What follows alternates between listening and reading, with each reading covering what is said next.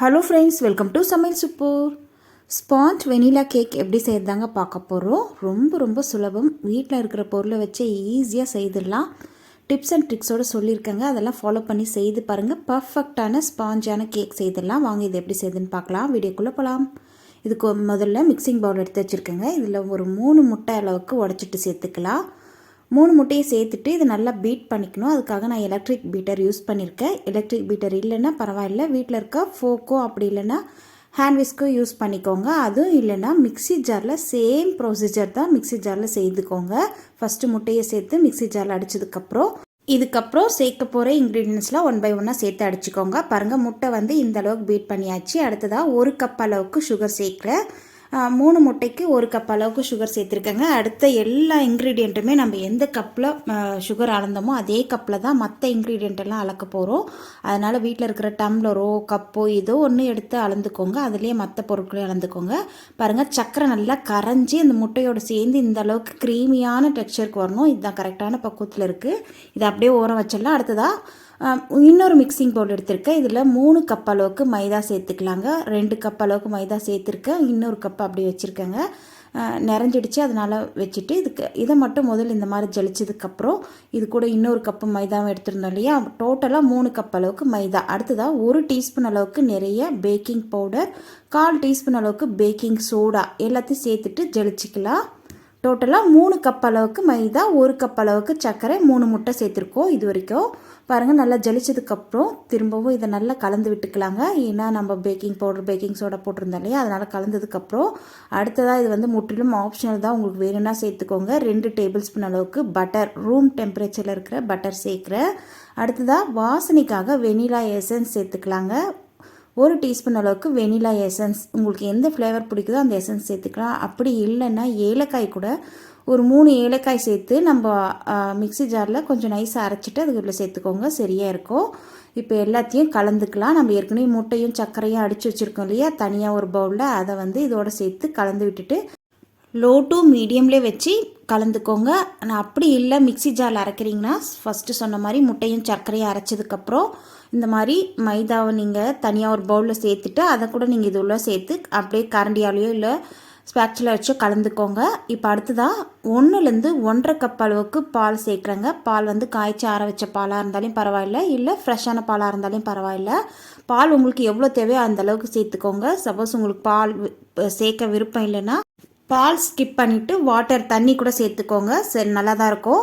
இப்போ பாருங்கள், நல்லா மிக்ஸ் பண்ணிக்கலாம். இந்த வந்து தேவைப்பட்டதுன்னா பால் எக்ஸஸாக சேர்த்துக்கலாம். அப்படி இல்லைன்னா தண்ணி கூட எக்ஸஸாக சேர்த்துக்கோங்க.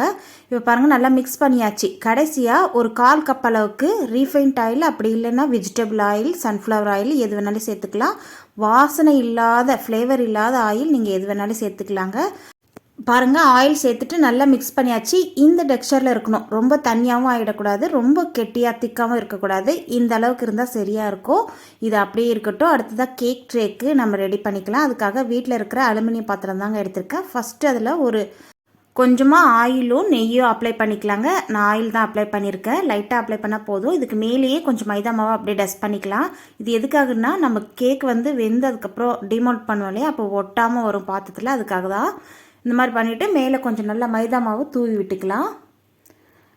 அவ்வளோதாங்க, கேக் டின்னு வந்து ரெடி ஆகிடுச்சு. இதில் தான் நம்ம கேக் இன்றைக்கி பேக் பண்ண போகிறோம். நீங்கள் வீட்டில் இருக்கிற சில்வர் பாத்திரம் கூட யூஸ் பண்ணிக்கலாம். அது உங்களுடைய விருப்பமாக. நல்ல அகலமான பாத்திரமாக எடுத்துக்கோங்க. அப்போ தான் கேக் வந்து நல்லா வரும்.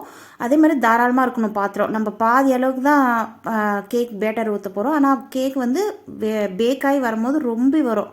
அதனால் தாராளமாக இருக்கிற பாத்திரம் எடுத்துக்கோங்க. இப்போ இதுள்ள சேர்த்துக்கலாம். நம்ம ரெடி பண்ணி வச்சுருக்க கேக் பேட்டரை பாருங்கள், மடிப்பாக சூப்பராக விழுகுதில்ல. இந்த அளவுக்கு நம்ம கரைச்சிக்கணும். அதனால் உங்களுக்கு தேவைப்பட்டதுன்னா எக்ஸஸாக நீங்கள் பாலோ தண்ணியோ எக்ஸஸ் சேர்த்து இந்த அளவுக்கு கரைச்சிக்கோங்க. பாத்திரத்தில் சேர்த்ததுக்கப்புறம் லைட்டாக அந்த மாதிரி டேப் பண்ணி விட்டுக்கலாம். அடுத்ததாக ஸ்டவ் ஆன் பண்ணிட்டு ஏற்கனவே 10 நிமிஷம் நல்லா ப்ரீட் பண்ணி வச்சுருக்கேங்க. பாத்திரம் வந்து அடிகனமான பாத்திரம் நான் வச்சுருக்கேன். அதுக்குள்ளே ஒரு ஸ்டாண்ட் வச்சுட்டு நம்ம ரெடி பண்ணி வச்சுருக்க கேக் டின்னு உள்ளே வச்சுக்கலாம். வச்சுட்டு மூடி போட்டுட்டு லோ டு மீடியம் ஃப்ளேமில் வச்சுக்கலாம். இது வந்து 50 to 1 hour ஆகும் கேக் பேக் ஆகிறதுக்கு. இந்த மூடி வழியாக காற்று போகாமல் இருக்கிறதுக்காக மேலே ஏதாவது ஒரு வெயிட்டான பொருளாக வச்சுக்கோங்க. அடுத்து 50 minutes ஆகிடுச்சு. ஓப்பன் பண்ணி பார்க்கலாம். நம்ம வந்து ஓப்பன் பண்ணி பார்க்கும்போது வாவ் கேக் சூப்பராக வந்திருக்குங்க. இது வந்து வெந்திருக்கா இல்லையான்னு செக் பண்ணலாம். அதுக்காக ஒரு கம்பியோ கத்தியோ விட்டு பார்த்தீங்கன்னா ஒட்டாமல் வரணும். பாருங்கள் இது ஒட்டி வருது லைட்டாக. அதனால் இன்னும் கொஞ்சம் கேக் பேக் ஆகணும். அதனால் இன்னும் ஒரு 10 நிமிஷமோ 1/4 மணி நேரமோ விட்டு செக் பண்ணி பார்க்கலாம். நம்ம இன்றைக்கி பாத்திரத்தில் வச்சுருக்கோம் இல்லையா, இதே சேம் கடாயில் கூட செய்யலாங்க. கடாயில் தண்ணி ஊற்றணுமானலாம் கேட்குறீங்க, அதெல்லாம் வேண்டாங்க. அடிகனமான கடாயோ அடிகனமான பாத்திரமோ யூஸ் பண்ணிங்கன்னா நீங்கள் அப்படியே வச்சுக்கலாம். லேசான பாத்திரமோ லேசான கடாயோ யூஸ் பண்ணிங்கன்னா தான் அடியில் உப்பு கொட்டி யூஸ் பண்ணணுங்க. அடிகனமான கடாய் பாத்திரம் யூஸ் பண்ணிங்கன்னா அப்படியே வச்சுக்கலாம். புகை வாசனைலாம் வராது. பாருங்கள் நல்லா ஒட்டாமல் வந்துடுச்சு இல்லையா. இப்போ கம்பி விட்டு பார்த்ததில்ல வெளியே எடுத்து கேக்கு நல்லா ஆற விட்டுடலாம். பாருங்கள் பாத்திரமும் நல்லா இருக்குது. கருகி போல் வாசனை வரல, புகை வாசனைலாம் எதுவுமே வராது. ஏன்னா ஏற்கனவே அங்கன்வாடி சத்து மாணவ கேக்கில் நிறைய பேர் நிறைய டவுட்ஸ் கேட்குறீங்க, புகை வாசனை வராதான்ட்டு. அடுத்ததாக சுகர் சிரப் ரெடி பண்ணிக்கலாம். அதுக்காக 5 டேபிள் ஸ்பூன் அளவுக்கு சர்க்கரை கூடவே கொஞ்சமாக தண்ணி சேர்த்துட்டு ஜஸ்ட் இது சுகர் வந்து கரைஞ்சா போதுங்க. ரொம்ப நேரம் கொதிக்கணும்னு அவசியம் இல்லை. சர்க்கரை கரைஞ்சி வந்ததுக்கப்புறம் அப்படியே ஸ்டவ் ஆஃப் பண்ணிவிட்டு ஆற விட்டுடலாம். இது அப்படியே ஓரமாக இருக்கட்டும். இது வந்து கேக் மேலே அப்ளை பண்ண போகிறோம் இந்த சிரப்பை. இது அப்ளை பண்ணும்போது இன்னும் ஜூஸியாக இருக்கும் கேக்கு. பாருங்கள் கேக் நல்லா 1 hour ஆறிடுச்சு. சூடெல்லாம் ஆறிட்டு நல்லாயிருக்கு. இப்போ இந்த மாதிரி சைட்ஸில் ஓரத்தில் கத்தியால் எடுத்து விட்டுட்டு அப்படியே ஒரு பிளேட்டில் கவுத்தனா கேக் ஈஸியாக தனியாக வந்துடும். கேக் சூட்லேயே எடுக்காதீங்க, நல்லா ஆறுனதுக்கப்புறம் எடுத்தால் தான் ஒட்டாமல் வரும். பாருங்கள் நல்லா வந்துடுச்சு கேக்கு. ஸ்பாஞ்சியாக சூப்பரான வெண்ணிலா எக் கேக் ரெடி ஆகிடுச்சுங்க. இப்போ நம்ம வந்து கேக்கை வந்து டெக்கரேட் பண்ண போகிறோம் லைட்டாக. அதுக்காக மேலே இருக்கிற பார்ட்டை மட்டும் தனியாக கட் பண்ணி எடுத்துடலாங்க. அந்த உப்பி வந்திருக்கு இல்லையா, அதை மட்டும் எடுத்துடலாம். அதை எடுத்துகிட்டு அதுக்கு மேலே தனியாக சுகர் சிரப்பு நம்ம டெக்கரேட் பண்ணுறதுலாம் மேலே போட்டு அப்படியே சாப்பிட்றலாம், வேஸ்ட் பண்ண வேண்டாம். இந்த மாதிரி செய்தோன்னா நம்ம கட் பண்ணி ரவுண்டாக அதுக்கு மேலே கொஞ்சம் டெக்கரேட் பண்ணுறதுக்கு ஈஸியாக இருக்கும். அதுக்காக தான் இன்னும் கூட லெவலாக கட் பண்ணியிருக்கணும். கொஞ்சம் விட்டுருக்கேன், பரவாயில்ல. இது நம்ம கவுத்து போடும்போது சரியாக இருக்கும்.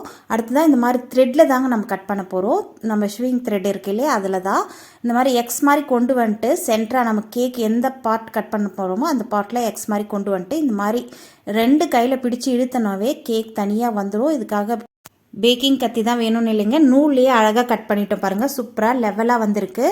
சேம் இதே மெத்தடில் நீங்களும் கட் பண்ணிக்கோங்க. ரொம்ப ரொம்ப ஈஸியாக கேக் கட் ஆகிடும்.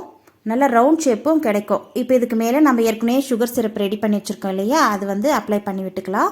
இந்த மாதிரி கேக்கில் சுகர் சிரப் அப்ளை பண்ணும்போது கேக் நல்லா ஜூஸியாக இருக்கும். அதுக்காக தான் ஃபுல்லாக எல்லா இடமும் படுற மாதிரி நல்லா அப்ளை பண்ணி விட்டுக்கோங்க. ஸ்பூன்லேயே கூட எடுத்து நீங்கள் அப்படியே ஸ்ப்ரெட் பண்ணி விட்டுக்கலாம்.